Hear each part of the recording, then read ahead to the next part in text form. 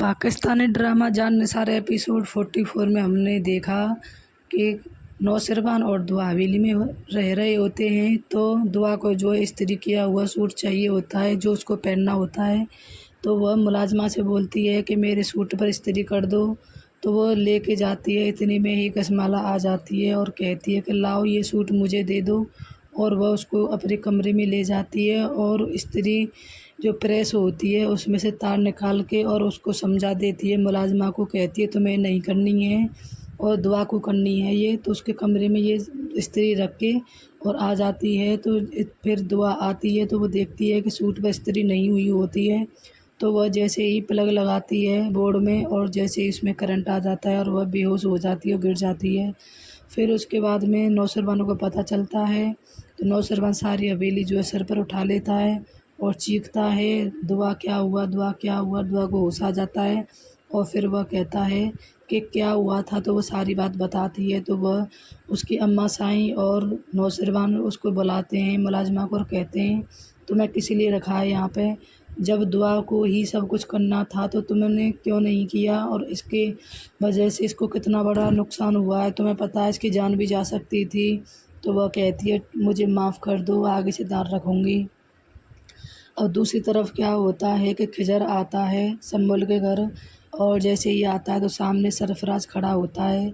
इतने में ही उसके अब्बू जान आ जाते हैं और कहते हैं कि खिजर बेटा आओ अंदर बैठो। तो वह अंदर बैठा होता है। इतने में ही फिर उसकी माँ आ जाती है और फिर आशीर्वाद देती है। सब लोग बैठे होते हैं। इधर क्या होता है कि वह फिर उसके बाद में सम्मुल जाती है और कहती है आज मैं खिजर के लिए चाय बनाऊंगी। इतने में ही फिजा जो है चाय बना के रेडी रखती है। तो वह अलग बिहेव करती है और कहती है कि तुमसे बोला था ना कि मैं चाय बनाऊंगी, तुमने क्यों बनाई।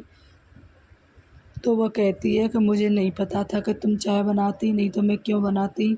और ये सब जो है तो वह सम्मुल जो है बहुत अलग तरीके से उसके साथ पेश आती है और कहती है मुझे ये मौका दे दो, लाओ ट्रे उसके हाथ से छुड़ा लेती है और चाय लेके चली जाती है। इधर दूसरी तरफ जो है फिजा अपने घर जाती है मायके और उसकी माँ कहती है कि अब छोटी बेटी की भी शादी करनी है लेकिन इसकी तो डिमांड ही अलग है। तो वो कहती है क्या डिमांड है हमारी छोटी की।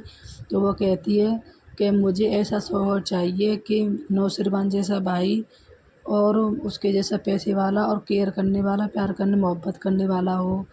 तो फिज़ा कहती है कि सही तो कह रही है, ऐसा शौहर तो सबके लिए होना चाहिए, सबकी यही फरमाइश होती है। तो ऐसा कह के वो हँसती है।